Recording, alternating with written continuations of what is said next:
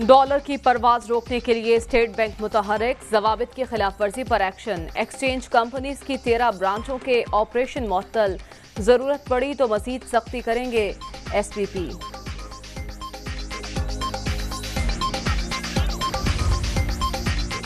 Red zone में किसी को एहतजाज की इजाजत नहीं, एडवेंचर हुआ तो पूरी ताकत से निपटेंगे।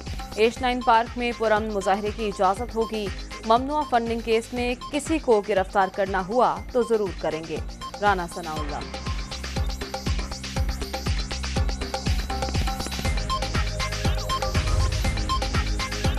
और राजनपुर में कच्चे के इलाके में डाकुओं के खिलाफ ऑपरेशन, 3 लुटेरे मारे गए, कई कमीन गाहें तबाह।